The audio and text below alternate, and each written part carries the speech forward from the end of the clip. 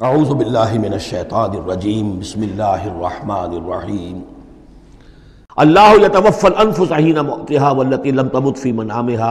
اس آیت کو بھی پھر نوٹ کر لیجئے، قادیانیوں نے جو بھی فساد ذہنوں میں پیدا کیا ہوا ہے، یہ میں سورہ آل عمران سے لے کے مسلسل اس کو واضح کر رہا ہوں کہ یہ توفی جو ہے، توفا یا توفا باب تفاعل، پورا لے لینا، قبض کر لینا، قبضے میں لے لینا۔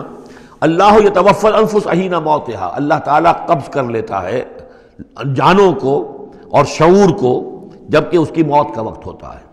والتی لم تمت فی منامها، جن کے موت کا وقت نہیں ہے تو نیند میں قبض کر لے، نیند میں شعور چلا گیا، جان موجود ہے۔ موت جب ہوتی ہے شعور بھی گیا، جان بھی گئی، جسم یہاں ہے، اور حضرت مسیح کو لیا گیا، شعور بھی، جان بھی، جسم بھی۔ تو گویا کہ توفی جو ہے بتمام و کمال جو ہوئی ہے وہ حضرت مسیح کی ہوئی ہے علیہ الصلوۃ والسلام۔ باقی یہ گویا کہ استعارت ہے توفی، نیند میں بھی ہمارا شعور چلا گیا، اور اصل شے تو شعور ہی ہے انسان کے، اگر شعور ہی نہیں ہے تو پھر کیا ہے اس کے اندر؟ وہ اللہ نے اس وقت اس سے لے لیا ہے، چھین لیا ہے، اللہ تعالیٰ نے سلب کر لیا، قبض کر لیا ہے۔ تو گویا کہ یہ لفظ جو اطلاق ہو رہا ہے اس کا نیند پر بھی ہو رہا ہے۔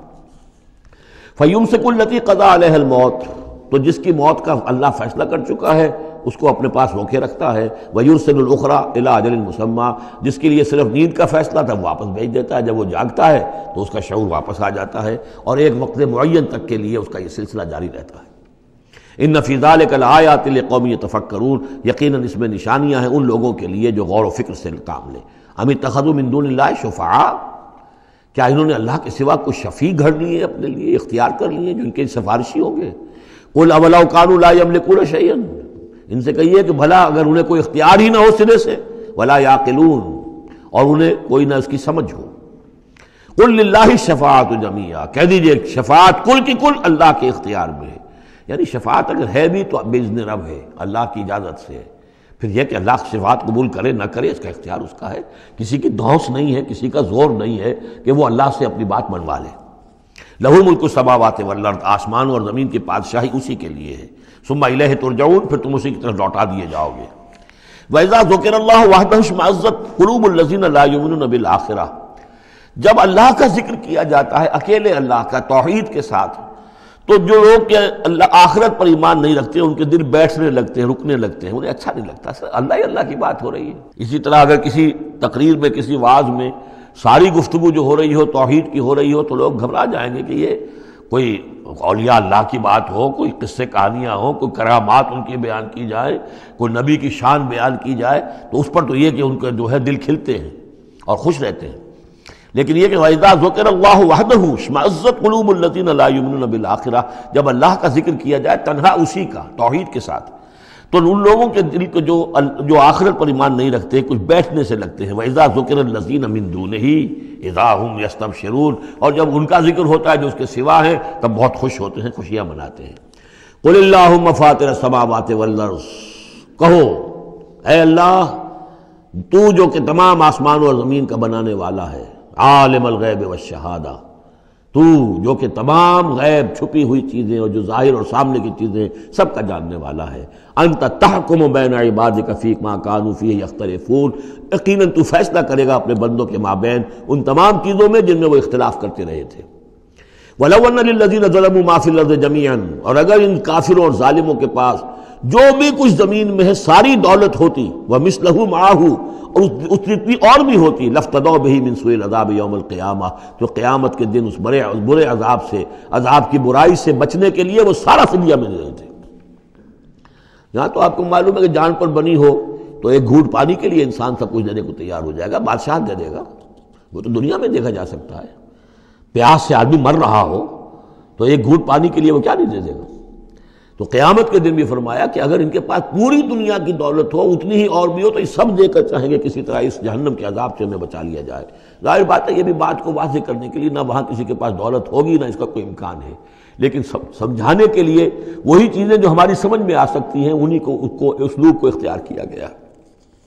وَبَدَا لَهُم مِّنَ اللَّهِ مَا لَمْ يَكُونُوا يَحْتَسِبُونَ، اور اس روز ان کے سامنے آ جائے گی اللہ کی طرف سے وہ چیزیں جس کا انہیں گمان بھی نہیں تھا۔ وہ سمجھتے تھے ایسے ہی ڈرا رہے ہیں، جیسے بچوں کو ہابو سے ڈراتے ہیں، ہوا ہے آ جائے گا، ایسے ہی یہ نبی جو ہیں یہ ذرا جہنم سے اور اس سے اور عذاب سے ڈرا رہے ہیں، حقیقت کچھ نہیں ہے۔ تو وہ لوگ نہیں سمجھتے تھے کہ یہ بات واقع ایسا ہی ہو جائے گا، لیکن اس روز ان کی نگاہوں کے سامنے آ جائے گا۔ پھر پوچھا جائے گا الیس ھذا بالحق قالوا بلی وربنا، کیا یہ حق نہیں ہے؟ کیا یہ سراب ہے؟ یہ جھوٹ موٹ کی چیز ہے یا واقعی ہے؟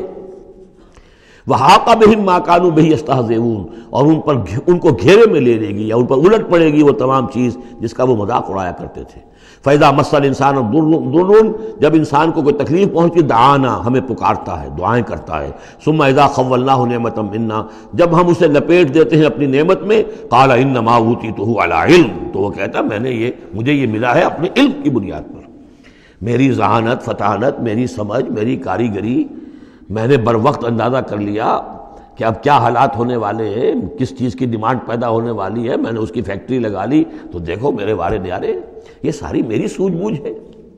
علی علم بل ہی فتنۃ، یہی مضمون بڑی وضاحت کے ساتھ آ چکا سورہ قصص میں۔ قارون کا یہی فلسفہ تھا، اوتیتہ علی علم عندی، یہ دولت جو ہے یہ میں نے اپنی ذہانت اور فطانت سے کمائی ہے۔